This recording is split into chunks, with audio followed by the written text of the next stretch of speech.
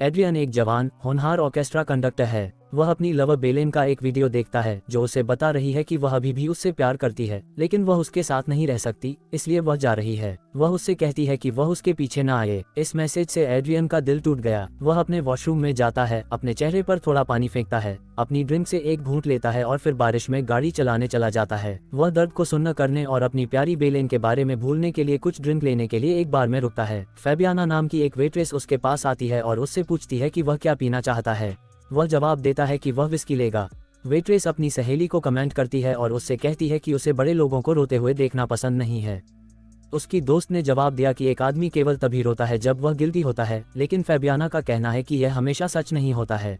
बाद में वह एड्रियन के पास आती है और उसे बताती है कि वे बार बंद कर रहे हैं। एड्रियन वास्तव में नशे में है और पार्किंग में एक दूसरे आदमी से गलती से टकरा जाता है। दोनों एक दूसरे से झगड़ने लगते हैं, लेकिन लड़के की गर्लफ्रेंड लड़ाई रोक देती है और भाग जाती है। फैबियाना बार से बाहर आती है और एड्रियन से पूछती है कि क्या वह घर जा सकता है। एड्रियन अपनी कार की चाबियां निकालता है और उन्हें फैबियाना को देता है और पूछता है कि क्या वे उसे घर ले जा सकती हैं। वह उसे घर ले जाती है। वे कार में अच्छा समय बिताते हैं क्योंकि एड्रियन रेडियो से बजने वाले म्यूजिक को कंट्रोल करता है। वह उसे अपने घर ले जाती है और उसे अपने सोफे पर अपना हैंगओवर उतारकर सोने देती है। अगले दिन एड्रियन जाग गया और उसे नहीं पता कि वह कहाँ है। फैबियाना उससे पूछती है कि पिछली रात क्या हुआ था, वह इतना दुखी क्यों था, लेकिन एड्रियन चुप रहता है। वह जल्दी से अपनी कॉफी पीता है और उसे अलविदा कहे बिना जल्दी से चला जाता है। जब वह अपनी कार में बैठता है और चला जाता है तो फैबियाना उसे अपनी खिड़की से देखती रहती है। इसके बाद एड्रियन एक क्लास लेता है, लेकिन प्रैक्टिस के बीच में ही उसे खत्म कर देता है क्योंकि वह अपने काम से बहुत ज्यादा भटक जाता है। उसी रात एड्रियन सुबह के अपने बर्ताव के लिए फैबियाना से माफी मांगने के लिए उसी बार में जाता है और उससे पूछता है कि क्या वह उसके साथ बैठ सकती है। वह कहती है कि उसे काम करना है, इसलिए एड्रियन उसे एक और ऑफर देता है। वह उसे थिएटर में लाता है जहां वह काम करता है, जहां एड्रियन उसे अलग अलग इंस्ट्रूमेंट के बारे में बताता है। वो एक दूसरे के करीब आ जाते हैं, दोनों किस करने वाले होते हैं। तभी फैबियाना उसे रोकती है और पूछती है कि क्या वह शादीशुदा है या उसकी कोई गर्लफ्रेंड है। एड्रियन का कहना है कि ऐसा नहीं है और फिर दोनों उसके घर जाते हैं और रोमांटिक चीजें करते हैं। अगली सुबह फैबियाना जल्दी उठती है और बाथरूम जाती है और देखती है कि एड्रियन के पास 2 ब्रश हैं। फिर वह अपने दांत ब्रश करती है।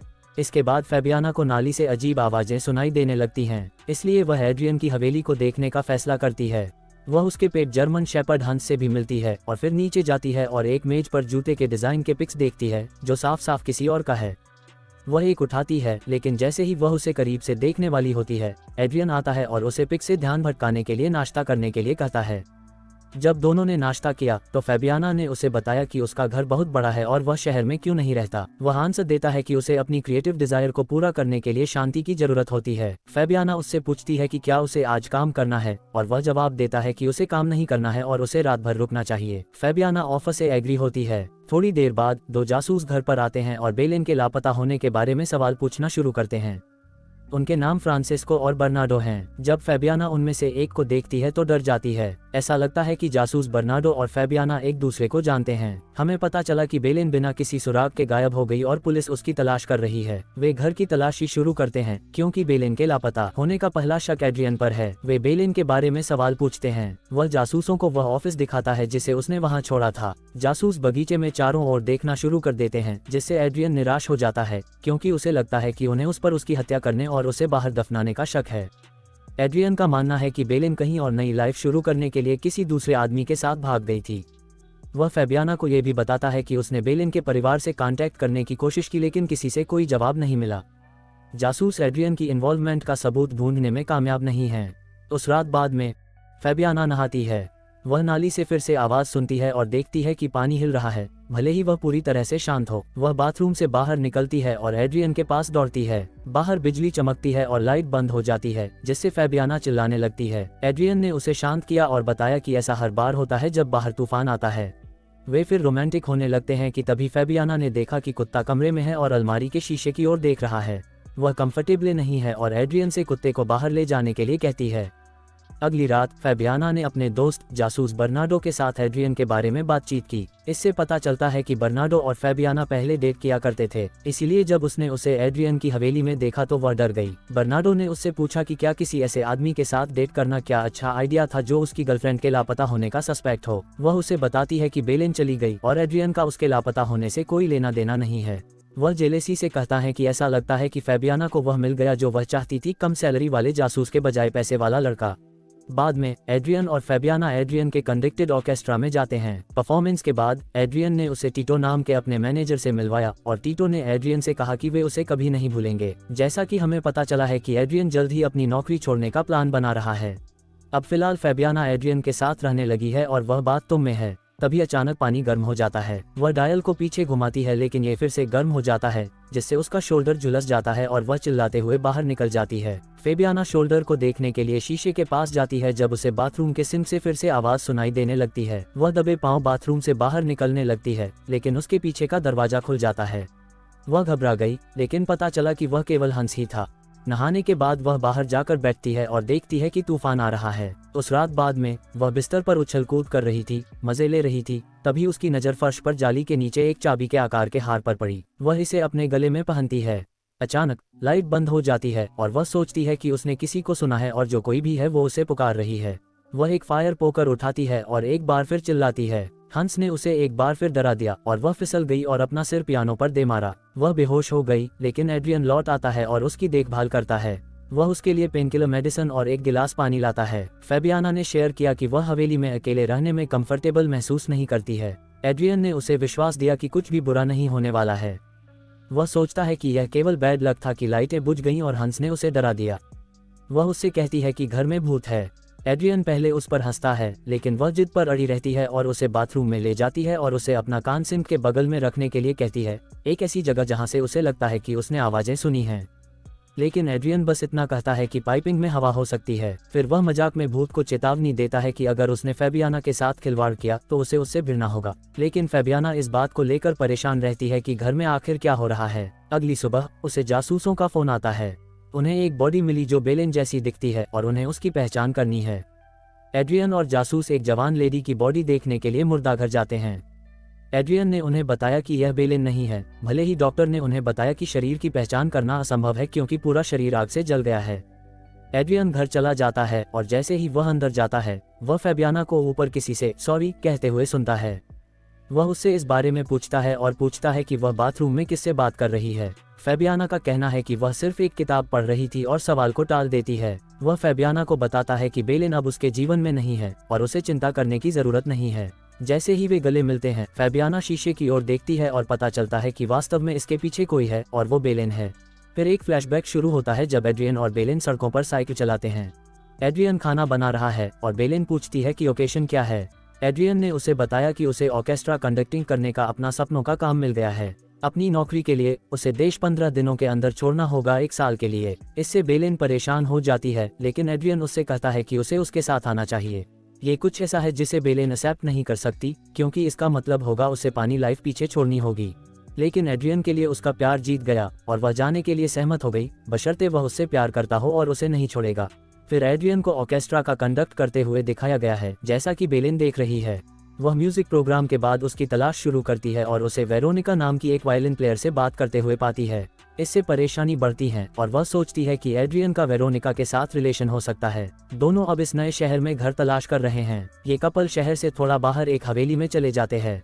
घर की मालिक एक जर्मन महिला है जो बर्लिन वापस जा रही है, इसलिए उसने एक शर्त के साथ जगह किराए पर देने का फैसला किया। उन्हें उसके कुत्ते हंस की देखभाल करनी होगी। बेलेन और एड्रियन जल्द ही अंदर आते हैं और अपना सामान खोलना शुरू करते हैं। दोनों एक दूसरे से बेहद प्यार करने वाले कपल की एक परफेक्ट पिक्चर है। बाद में बेलेन को एक लेदर फैक्ट्री में दिखाया गया जो अपने द्वारा डिजाइन किए गए जूते के लिए कुछ स्पेशल टाइप के लेदर की तलाश कर रही थी। बेलेन को जर्मन लेडी का फोन आता है जो उससे मिलने आना चाहती है, इसलिए बेलेन ने पहले एड्रियन से मिलने का फैसला किया। जब वह उसके ऑफिस में आती है तो वह एड्रियन और वेरोनिका को उसके ऑफिस में विस्की के साथ प्राइवेट बातचीत करते हुए देखती है। इससे वह नाराज हो जाती है और ऑफिस छोड़ देती है। वापस लौटने के दौरान वह एड्रियन से पूछती है कि क्या कुछ चल रहा है और क्या वह सभी म्यूजिशियन के साथ फ्लर्ट करता है। एड्रियन ने उसे विश्वास दिलाया कि कुछ भी गलत नहीं है और दोनों रात के दौरान मेल मिलाप करते हैं। अगली सुबह जब एड्रियन नहा रहा होता है, बेलेन उसके फोन को देखती है और उन दोनों के बीच मैसेज पढ़ती है। जैसे ही एड्रियन जाने वाला होता है वह उससे फिर से पूछती है कि वह और वेरोनिका एक दूसरे को कॉल और टेक्स्ट क्यों कर रहे हैं। एड्रियन ने कबूल किया कि वह वेरोनिका के साथ फ्लर्ट कर रहा था, लेकिन इससे ज्यादा कुछ नहीं हुआ। वह चाहती है कि वह वेरोनिका को ऑर्केस्ट्रा से निकाल दे, लेकिन एड्रियन अपनी बेलेन की रिक्वेस्ट को रिजेक्ट कर देता है और काम पर चला जाता है। उसी दिन जर्मन लेडी उनके घर आती है और बेलेन उसे अपनी सारी प्रॉब्लम्स के बारे में बताती है। बेलेन इस बात को लेकर उत्सुक है कि अगर वो मर जाएगी या लापता हो जाएगी तो एड्रियन क्या करेगा। लेडी उससे कहती है कि उसे इस आइडिया पर काम करना चाहिए ताकि पता चल सके कि एड्रियन वास्तव में उससे प्यार करता है या नहीं। फिर वह बेलेन से पूछती है कि क्या वह राज रख सकती है या नहीं। बेलेन कहती है कि वह ऐसा कर सकती है और महिला बेलेन को एक सीक्रेट कमरा दिखाती है जिसे उन्होंने उसके पति को छुपाने के लिए बनाया था अगर कोई उसकी तलाश में आए। चैम्बर साउंड प्रूफ और रहने लायक है। वहाँ वन वे ट्रांसपेरेंट शीशा है जहाँ वह दूसरी तरफ होने वाली हर चीज देख सकती है। कमरे में एक स्पीकर है जिससे बाहर की हर बातचीत सुनी जा सकती है। अब इस चैम्बर के बारे में सिर्फ वह और बेलेन ही जानती हैं। लेडी हवेली छोड़ देती है और उसे बताती है कि जब वह बर्लिन पहुंचेगी तो वह उसे फोन करेगी और बेलेन ने उसके साथ अपना सीक्रेट शेयर करने के लिए उसे थैंक यू बोला। बेलेन वेरोनिका के साथ एड्रियन की हरकतें देख के उसे वापस पाने का प्लान बनाती है। बेलेन ने वीडियो रिकॉर्ड करने और सीक्रेट रूम में जाने का फैसला किया ताकि यह पता लगाया जा सके कि एड्रियन उसके लापता होने पर क्या करेगा। घर से चले जाने की कहानी को और अधिक रियल बनाने के लिए वह अपना सामान पैक कर रही है। जब एड्रियन अचानक घर पहुंचता है तो वह जल्दी से अपना सामान उठा लेती है, लेकिन चाबी वेंट में गिर जाती है जिस पर किसी का ध्यान नहीं जाता। वह अंदर जाती है और दरवाजा खुद बंद कर लेती है। वह वीडियो पर एड्रियन के रिएक्शन देखती है। वह खुश है क्योंकि उसका दिल टूटा हुआ लगता है। एड्रियन ने बेलेन को फोन किया लेकिन उसके मोबाइल फोन तक कांटेक्ट नहीं हो सका। वह उसे एक वॉइस मैसेज भेजकर बताता है कि उसने वीडियो देखा है और उसे समझ नहीं आया। एड्रियन व्याकुल लगता है और वह बेलेन के लिए लाया हुआ गुलदस्ता शीशे की ओर फेंक देता है।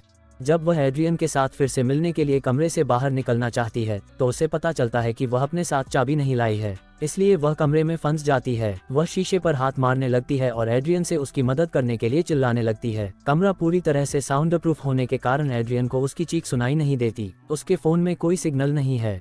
हताशा में वह दूसरे घर की चाबियों से दरवाजा खोलने की कोशिश भी करती है। इसके बाद वह कुर्सी से शीशे को तोड़ने लगती है, लेकिन इसका कोई फायदा नहीं होता। वह एड्रियन को देखती रहती है और मदद के लिए पुकारती रहती है, लेकिन एड्रियन उसे नहीं देख पाता है और वह देखती है कि उसने उसे कितनी चोट पहुंचाई है। एड्रियन वीडियो को पुलिस के पास ले जाता है और वे उससे पूछते हैं कि क्या उसे किसी पर शक है, लेकिन एड्रियन का कहना है कि वह किसी को नहीं जानता। वह उन्हें ये भी बताता है कि एक रात पहले उनके बीच किसी बात पर झगड़ा हुआ था। ऑफिसर ने उसे बताया कि हत्या या अपहरण का कोई निशान नहीं है और वे इमिग्रेशन ऑफिस से कांटेक्ट करेंगे और देखेंगे कि बेलेन ने देश छोड़ दिया है या नहीं। इस बीच बेलेन कमरे के हर कोने की जांच करती है जब उसे एक कोठरी में जर्मन लेडी के पति की वर्दी मिलती है। वह एक जर्नल पढ़ने के लिए आगे बढ़ती है और उसे पता चलता है कि महिला का पति सेकंड वर्ल्ड वॉर के दौरान एक एसएस ऑफिसर हुआ करता था। वह एक कैन ओपनर ढूंढती है और दीवारों में एक छेद करने का ट्राई करने लगती है।